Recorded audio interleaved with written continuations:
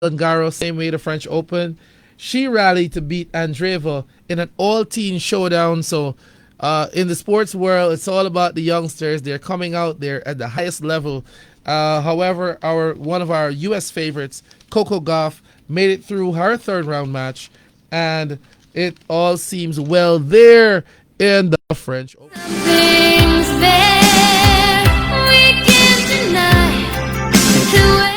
I missed this article. Please bear with me. For the big, and it's in cricket, for those who are big fans of the Amazon Warriors and fans of Guyanese cricket, will be pleased to hear that Ronsford Beaton, his bowling action has been cleared. He is highly regarded as one of the more talented fast bowling options we have both here in Guyana and around the Caribbean. And he had some trouble with his bowling action. He was called in and they had to review his action right there. The West Indies Cricket Board, it says he was analyzed by the professor of sports and biomechanics of the School of Sport and Health Sciences Department at the Loughborough University. So he has been cleared of bowling. It says his bowling action is within the legal limits. So Ronsford Beaton, continue to bowl fast, continue to surprise them, and I wish you all the very best in your career as you represent both Guyana and my hope is that you get your place back in the West Indies team. So there are a couple of articles that have caught my attention as well. The inaugural Adults Learn to Swim program, it commenced yesterday. For many of us who, like in my generation, could not afford a pool membership, and hence, or we were too busy somehow to learn to swim, or our fears kept us back. There's a program out there to teach adults. I know the Ministry of Youth, the National Sports Commission, and the Ministry of Youth, Sports and Culture, they came together and over the summer, over the holiday that passed, they held a Learn to Swim for the young ones. It's good to see that they still do have the adults in mind, for swimming is a good survival skill, and as well it can bring lots of fun, and it's a great form of exercise. Myself being an exercise advocate myself, it's an excellent form of exercise. So that's a good look, Minister Ramson. I see Steve Ninval, I see Christy Campbell, the vice chairman of the NSC. They all were there at the inauguration, and according to the Kite Shore, this picture tells 1,000 words. They must have been near 1,000 people there. So great response from the public. So Learn to Swim, great initiative by the National Sports Commission. Big up, you're looking good. Sports Buzz, Exxon on the 16, on the 14, girls and boys football going down there at the NIS ground. That is going great guns. So for all those who want to check out the kiddies in action, our young talent, it all goes down there at the NIS ground. So that I'll take that article. That'll take us out of Sports Buzz. But stay tuned. We'll be right back with our featured guest in the hot seat. You would like to meet this man. Stay tuned. After an interlude of music, we will be right back. Like a honeybee, you took the best of me. Now I can't erase those memories. Like a fairy tale, you were so unreal. You left a scar that's so hard to heal. When you had the taste of paradise, back on earth can feel as cold as ice. I'm gonna miss you. I'm gonna miss you. I miss you. Given all the love I feel for you, couldn't make it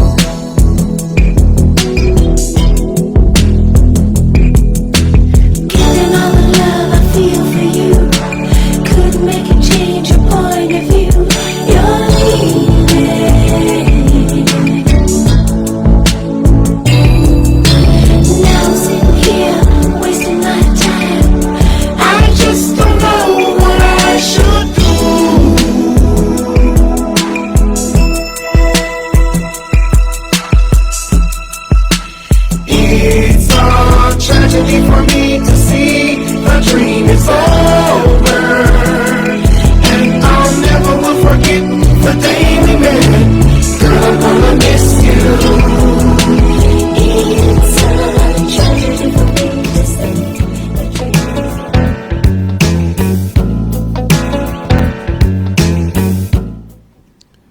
Good afternoon, Guyana, and welcome back to Sports and You right here on EduFM 99.7.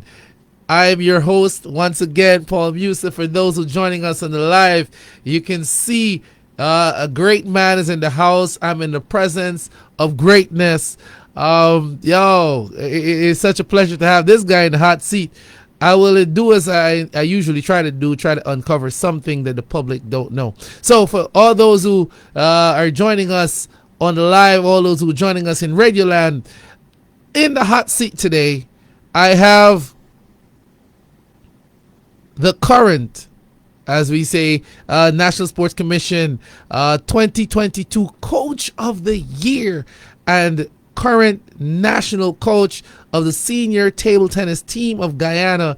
He goes by the name of Eddie Lewis. Welcome to the studio, sir. Appreciate it, man. Appreciate it. It's a pleasure.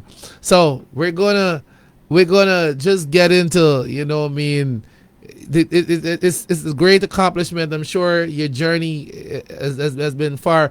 They say everybody hears the glory or knows the glory, but they don't know the story. So today we're trying to get the story. I'm trying to get the story. Where, in terms of your pinnacle, you were awarded Coach of the Year last year. But I'm interested. My question, I would wonder, is like, where did the coaching begin? Like, how long have you been a coach? Where did the coaching journey start? Actually, I would say that it started at like just off the top. It started at Maltino Sports Club, but then when you think back, I've pretty much been coaching all of my sports sports life. So I don't know. It's hard to hard to pick. I've been coaching longer than I can remember. Yeah, so let me see. What like the first year you remember yourself officially coaching, or give us at least, because I mean, he's an old guy, but he looks pretty good. He's been around a long time. But so like around what time what is it, like 2010, 2000, 1997? What do you think? It's hard to say, man, but I think it's probably maybe 10 years or 10 years or better. Like officially coaching, yeah, but I've been coaching for much longer than that, yeah. For a long time. Yeah. By the way, I must state for those who do not know, Eddie Lewis has been one of our flag bearers as a national table tennis player for, I would say, over 15, 20 years, at least about 20 years. Yeah, career span about 20 years. And this guy, as I said, a flag bearer, they're out there. He campaigned for a lot of his campaign in the U.S. as a player. I was a big fan. As a matter of fact, this guy, I don't know if you remember it. So I myself, for the listening viewers, I was a senior national table tennis player as well. But officially, you were my first coach. Could you remember? Could you remember right there in the YMCA? This is 1997. This guy's coaching years.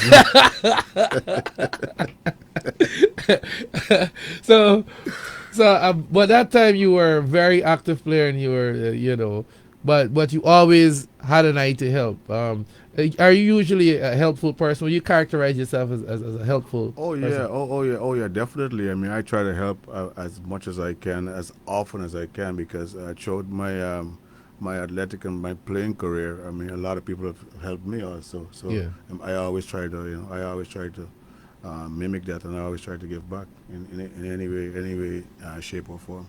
possibly can. No, wonderful, wonderful, wonderful. So it's part of your personality. It's not necessarily a job for you. No, definitely not. Definitely not. Yeah, Anybody knows me, I will definitely tell you that. Good. So these are the things. And they say when you, as a rule to success, if you find a job that you love doing, you never work a day in your life. So I'm guessing true. you're a happy guy. So true. So true. Yeah. So playing. I would like to. I'll just touch a little bit on your playing career. What are two of your favorite moments as a table tennis player? Then we'll try to tap into a couple of the favorite moments as a coach. But first, two of your favorite moments as a player. I think two of my favorite moments. I think one would definitely be winning the the Caribbean Junior Championships. That was a very big moment, and it's a moment that I remember forever. Could you remember who you played in the final? No, but it was a guy from Colombia. I think back then the Caribbean Championships, you used to have countries like Venezuela, you have countries like Dominican Republic, you had Guatemala, it was Colombia. a kind of Colombia, Central American countries. It was like it was a Central American championship. It wasn't always just only English speaking people in the Caribbean. My town that one of like 14 countries were there. It was very difficult, and it made it even more sweet to actually come out on top. Yeah. The tougher the battle, the sweeter the victory, for sure. Most definitely. For sure. Most definitely. All right. So that was a big moment that pretty much that molded you at the inception of your career. Yeah. Would you have what was a favorite memory from a bit later in your career? Okay, later I think I got a bronze medal in French Guiana for the Senior Caribbean Championships. Nice. Yeah. Shout out to my coach, Christopher Franklin. Frankie, who is the current 4-time national champion, by the way, getting a shout out from the national coach. That was my coach, man. He coached me to that medal, man. So yeah, those two moments I think was the highlight. It was the highlight. I mean, I've had a lot of highlights and for sure. exploits overseas and stuff like that. But those two moments were special to me. I was very, very fortunate, a part of my era, his era, to see him in some tough battles there in the U.S. Going great guns, teaching some of those white guys a lesson about how tough Caribbean people could be. Chinese too, man. And Chinese people, yeah. We're schooling Chinese.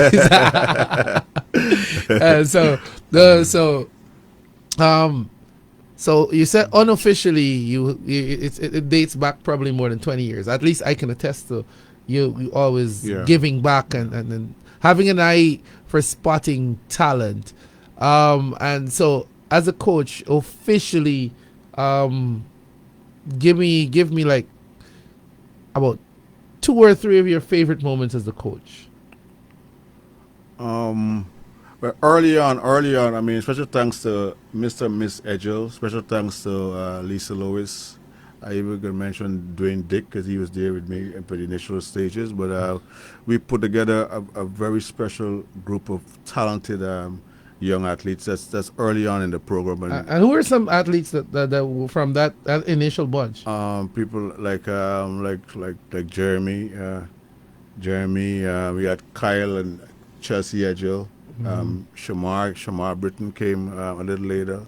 Jamali Homer, and I mean all those names. Jeremy Singh, went on to be national players. Went on to be national players. Went on to be national champions. They all even represented international champions. Yeah, represented Guyana and did well. That's some early on. But I think the pinnacle of it all is actually being at the Olympics. And I always said with Chelsea, of course, but I always said as a player, I never had the opportunity to even play the trials. Yeah. Because there's a trials you have to qualify to go to the Olympics. You just can't go to the Olympics. So I didn't have the chance to. I'd never played the qualifiers. I'd never had the opportunity. So to actually be there as a coach, man, it was amazing, and it felt really good. Tops most things. Man. Yeah, it doesn't. I mean, it doesn't get better. It doesn't get higher or better than that's the pinnacle of sports right there, the Olympics. So did it make it sweeter that the person that you accompanied, you were there for the inception of her career. You pretty much built her the foundation that she has. Did it make it even sweeter? Of course, man, of course. Because I mean, we've been working hard through the years. I mean, even then, you couldn't even imagine that. Yeah, that it would actually mold into what it molded into. But I mean, Chelsea is a very, very special talent. I mean, a super. I mean, hard worker. Definitely. So yeah, man. It's, definitely. I know as a coach, this happens. I know you might be a little ashamed of this question, but when she won her first Olympic match, did you tear up? Did you have a tear in your eye? Nah, no tears, man. I was just happy. I mean, that was like winning the gold. That was like winning the gold medal for us. Because we all were glued to our television when she won our first Olympic match. Yeah, I saw some videos. The support from Guyana was amazing, man. The first time she table tennis and flying and all the popular bars and stuff. Table tennis, so it was amazing. So we saw you in the corner. That was definitely the gold medal for us. So man, you have some good accomplishments in him, and you did mention Shamar Britton. As a matter of fact, his exploits. He moved on to do great exploits. Amazing, yes. National champ. Shamar was winning the men's category at 14 years old. 14 going on 15. He won a men's title somewhere around there. Shamar and Kyle, those guys were just kids, and they were playing finals in the men's. I mean, I was even thinking about making a comeback. But then when I realized that my players at 14 and 15, they're playing in the finals. So for me to be the champ again, I have to beat my own players. So it's like that all that kind of broke my spirit early on. I mean, I guess it served a double purpose. It broke your spirit and then gives you a great deal of encouragement that, hey, I am doing something good. Exactly. So I know you in your, I don't know, in the world of coaching, about 10 years, it would thereabout would, you'd be termed a young coach, by the way. Thank you. And they say by your fruits you shall know them, and you have borne some good fruit. So congratulations for all the fruit that you've borne in his career. No doubt you received the coach of the year award. Who's your I know this is a tough spot. But it's like asking a parent who's their favorite child. But who's your most memorable person you have had to work with? If you had to name one player. One? You mean as a coach? Who was your favorite player to work with? Oh man, that's tough. Give me two. Two off the top, I definitely got to say Chelsea Edgell, and I definitely got to say Shamar Britton. Okay. Well, what sets them apart in terms of as a coach? Yeah. What kind of player are you more comfortable coaching?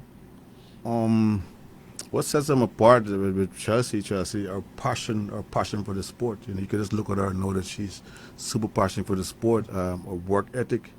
Yeah. Shamar is the same thing. Shamar is a worker. I remember watching Shamar at 13, 14. He came to the club, and and you would tell him something. You give him a tip, and then I would look up minutes after, and he's working on it. Yeah. I think that's the reason why he was able to excel in the sport at such a fast pace, and that he did. But they're both very hard workers. They're both very passionate about the sport. So it kind of makes a coach's job easier when the player already comes with this built in. You don't have to motivate them. They just need to work. Yeah. And they're willing to work as hard as you put. They're willing to work. No complaining. They're willing to work. So it makes your job a whole lot easier. So up there, right away up there, in terms of what makes, in terms of what the criteria for making a successful player, what do you think, or in your estimation, what are two things that are necessary for somebody to reach the top as a player or as an athlete of any sort? I guess I can name a few. Maybe commitment. Your work ethic gotta be top tier. That fight That fight. hard that fight because it's something that you can't coach. You can't teach. You can't teach that. You can't teach hard. You can't teach fight. So if that's not it's not within, then I mean, would you say that maybe that's the reason why most of the top champions at most sports come from the ghetto or impoverished places? Would you? Oh yeah, do you think so? Without a doubt, because I mean, in other cases for them, that's all they have. Yeah. There's no fallback plan. This is it. If this doesn't work, then the other options are not good options. Are not good options. So I mean, sports is definitely saving a lot of kids right now. Yeah. Sure. So that you heard it right there. In terms of those who are into sports, those who are aspiring sportsmen and women, you heard it from the coach of the year. A couple of the elements necessary for if you would like to reach the top. First, and I really do like to point out that fight, that attitude when you're competing. So some players. Their top competition is in the practice room, and when you let them into real competition, they bow out. I know you can talk about a lot of those guys. You call it the homemade bread. Homemade bread. So coach is saying not to be homemade bread. You just gotta you gotta fight when you're in whatever arena you're in. You're running on that track. You're playing that table tennis. You must have that inner virtual fight. You know what I mean? You have got to want it. As a matter of fact, I've heard lots of sport quotes. There's this one quote that said, the victory does not go to who is more gifted or has the most ability, but it generally goes to who wants it more.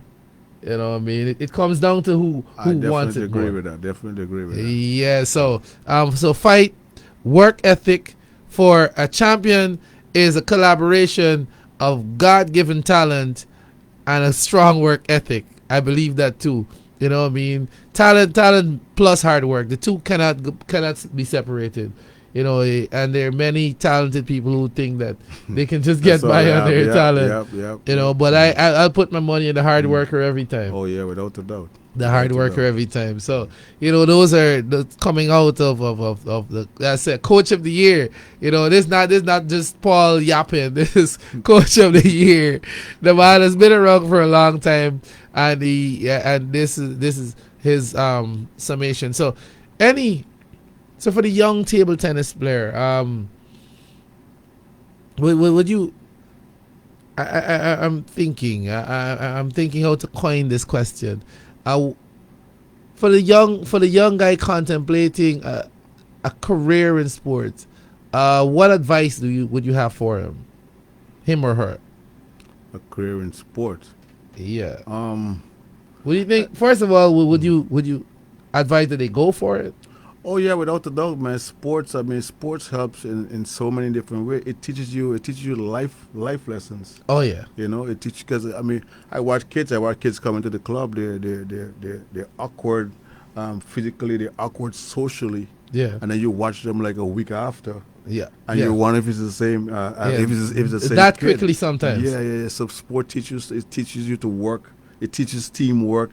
Yeah. It teaches so many different life skills that you could use, and you could use the same life skill in your corporate life and your business life. It teaches you so much. So it's not just about just playing the sport and having fun, but while you're doing that, I don't even think you realize that you're actually learning life lessons. So so I guess you would agree with this. Oh yeah, sports is a metaphor for life. Yeah, 1,000%. Sports is a metaphor for life.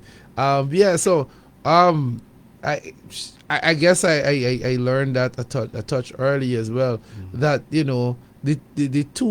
the two goes hand in hand. You can use the sport to build the character, and who you are as a person shines out in the sport. That's correct. So if you're homemade bread as a person, that's what it is, man. I was gonna say it doesn't always turn out. But one can build some character Correct. being involved in sport. So Correct. you'd advise sport at least for the character building Oh yeah. aspect. Oh yeah, for sure. And mind you, I'll go a step further in that I'll share a fact that the highest in terms of profession, the highest millionaires per capita in the world are professional sportsmen. You know, There you go. you There know you what I- go. so That's the a- highest earners in the world are professional sports. So That's a fun you, fact. you yeah, know. so you manage to make it to the top. You can really get your generation out of Yeah, out yeah, of out of yeah. out You of can poverty. change lives, yeah. You can Yeah, change well, change your generation. Yeah, That's yeah. it. That's it. You know what I mean? The Lewises will never be known as middle class yeah, anymore. Yeah.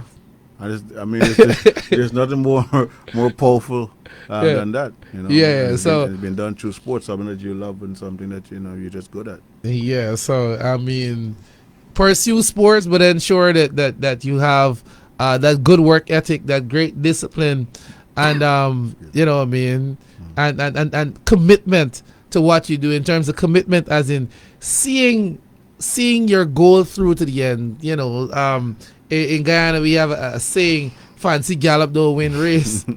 Some people start off hot and sweaty. Yep. You know what I mean? You know, and they go through some hard sessions, and suddenly you don't see them back. You don't see them back It anymore. happens all the time. Or they went to a competition and they had a poor run. yeah, You know what I mean? Yeah. And that's the end of it. You got to be committed. Oh, no You know what I doubt. mean? And understand that failure sometimes the building block for success. You know what I mean? As a matter of fact, that is my quote for the day. It goes around that. You know, failure is a stepping stone for success. for success. Yeah, there's any champion out there that has been that's never lost. Yeah. And there's nothing teaches you. Nothing teaches you more than failure. Than failure. Yeah. So there's one of the most powerful things that I gathered, and I always like to share with young athletes Yeah. that you've got to be prepared to fail. However, you see it as the building blocks Yeah. for success, because every time you learn. That's a very powerful quote. But, I'll borrow it from time to time. That's a very powerful quote. Yeah, you see Yeah. it as the building It- blocks it- for success. It's so true. It's Yeah, so I true. mean, the person I borrowed it from gave the story of Michael Jordan. He's like, Okay. Michael Jordan played 15 seasons to win 6 championships. Yeah. Were the other 9 failure? No, they were building blocks for success. To that, So yeah. every year that he lost, he learned something. He built his body a bit stronger. You know, the team took time to build the right men inside and develop the right system. And after that, we all just remember him as the greatest. Yeah. But it took 9 years of To losing get there. Yeah. to And get up to 6. And just to elaborate a little on Michael Jordan, I think one of the greatest sports commercial ever Yeah. was the Michael Jordan commercial. I think it's Gatorade. I'm not sure. Yeah. But it lists all his failures. It's failures. yeah. Yeah. How many times he was. He missed and more missed. shots than he how many made. times he got a game buzzer shot and he missed it. He All his missed. failures. And in the end, they said that's why I succeed. Yeah. So but- that was like the greatest. I've never seen a commercial for Yeah. any sports brand more powerful than that. Powerful, But it so- just goes on to what we were talking about earlier as failure being the building block. Building blocks of success. success. So you know, so we're winding down the interview. So you have some of your major accomplishments would have been, you know, when you started, you had a large nucleus of players that went on to be national and are still national to this day. Correct. And you did have the highlight of being at the Olympics. I think you did go to the Youth Olympics too, huh? Yeah, we also and that's also with Chelsea. Still mean to mention. Yeah, we were at the Youth Olympics in Nanjing, China. Wow, Yeah. wow. So great exploits as a player, and I guess you're a solid guy throughout, so you could expect nothing less from you as a coach. So in the immediate future, what is next on the immediate horizon for Eddie Lewis? The immediate horizon right now, we're actually preparing right now for the Central American Games, which starts the 20th to the 27th in El Salvador. So that's what's happening. CAC. The CAC games, and it's a tough tough one. It's a tough stuff. A very tough one. So Do you ever feel like suiting up? Does it ever cross your mind to all the suit time? up? All the time it does, but that's all it does. Just cross my mind. That's all it does, man. Table tennis is a very tricky sport. So you have to be mentally ready and mentally prepared to. I mean, physically, I can play. But mentally, it's a whole different. It's a whole different ballgame. So as we wind down, as you're touching on the mental, about in terms of performance, how would you? In terms of a performance of a player, how important is the mental aspect of importance? Would you say it's like physical 60, mental 40, physical 90, mental 10? What do you think is the most important?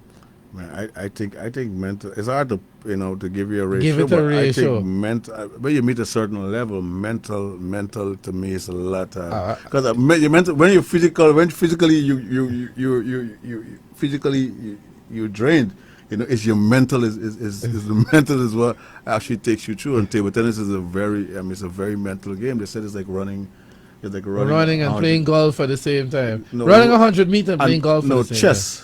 I'm playing chess at the same time. It's running 100 meters. Yeah, I'm playing chess, so it's both physically and but you gotta be, your brain's gotta be. It all happens so fast, and you gotta be with and it. so many things going on in the it's one is you're 6-1 and then suddenly it's 11-6. I'm telling you, 6-11. It's over, So it's very you gotta be mentally tough, man. Sometimes you're down 6-1. So you gotta be able to hold and still fight believe and pull yourself out of that hole. So I think mentally is a lot more important than actually physical. So do you think let's say in terms of sports here in Guyana, do you think we should pay more emphasis to mental conditioning? Oh yeah, without a doubt. I think we now. I find now with the team that's been going up over a couple of years, there's the mental. We try to do some mental prep. We try to impart, a psychologist, a sports psychologist to come in. Every so often we get one. So you would be an advocate for sports psychologists traveling with teams even. Without a doubt, man. A lot of these players, they need it. It helps. So there you have it. The coach of the year lobbying for having sports psychologists there. I too have been saying this stuff for a long time, that in terms of sports is a very dynamic, or a complete performance is a dynamic thing. It's not just I go out and I run 100 meters, I pick up my racket and I hit the ball. If I'm not in the correct frame of mind, all my training could become for zero. It could count for zero. You know what I mean? Just take for example, this top lawn tennis player that was really ready, and then her grandmother died, and that was it. She was knocked out first round. First round, top number one player in the world. Grandmother died, and that's it. Her mind is not there anymore. And exactly, all her skills count for nothing. So that's the power of the mind. So having a psychologist on tour could aid in top performances and improve performances from Guyana. So as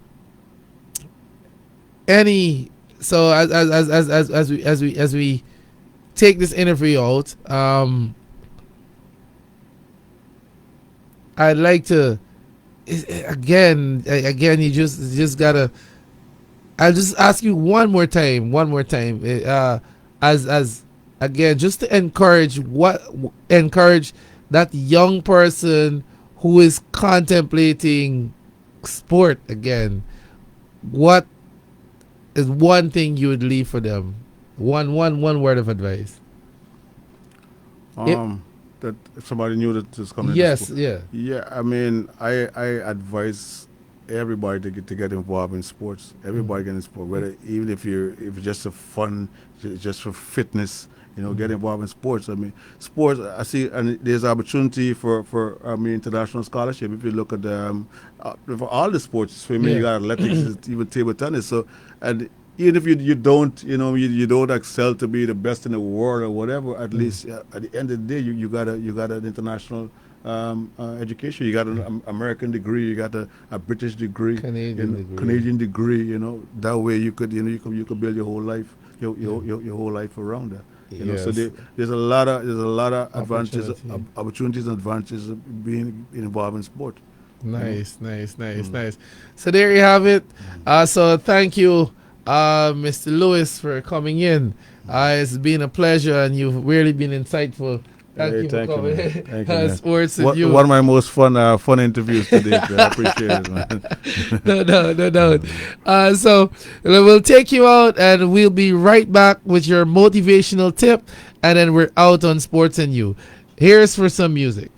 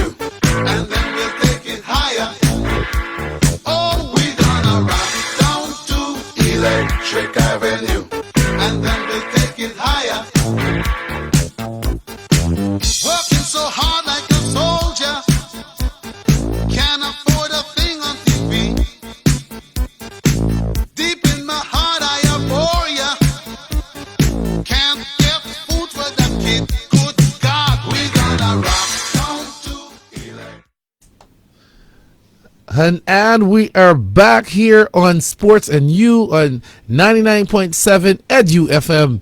I am your host again, Paul Musa, bringing you the motivational tip for the day.